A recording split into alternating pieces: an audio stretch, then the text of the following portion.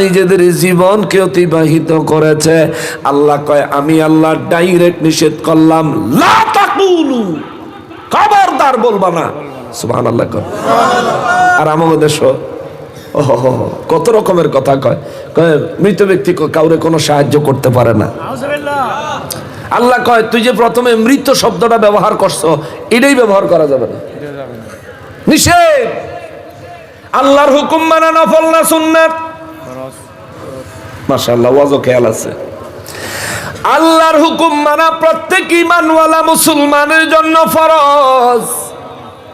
আল্লাহ নিষেধ করছে তারা মরে গেছে বলতে, সুতরাং তারা মরে গেছে এই কথা না বলা ফরজ। তারা মরে গেছে এই কথা বললে আল্লাহর হুকুম লঙ্ঘন হয়, ফরজ তরক হয়।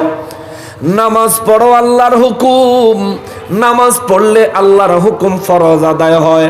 নামাজ ছাড়লে আল্লাহর হুকুম লঙ্ঘন হয়, ফরজ তরকের গুনাহগার হয়।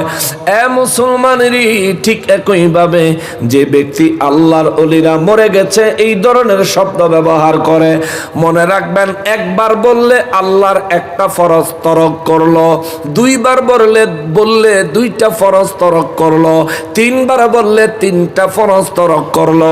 আর সারা জীবন যদি হেগরে মরাই কয়া যায়, এই বেয়াদফে, এই আহাম্মকে, এই বেয়াকুফে সারা জীবন আল্লাহর ফরজ তরক করে, আল্লাহর জান্নাত নিশ্চয়ই হারাইছে। এই জন্য নির্বাচনের ভোটের বিনিময়ে জান্নাতের টিকিট বিছরাইতাছে। আল্লাহর জান্নাত হারাই লাইছে, তো দলের জান্নাতের টিকিট বিছরাই ভোট দিয়া। হ্যাঁ, ভোট দিলে বেলে 18 কোটি মানুষের নামাজের সওয়াব বেলে পাইব। বাংলাদেশের 18 কোটি মানুষের ভিতরে কি হিন্দুরা নাইও? এরা কি নামাজ পড়েনি? তো এখন নামাজের সওয়াব পাইব কইতে?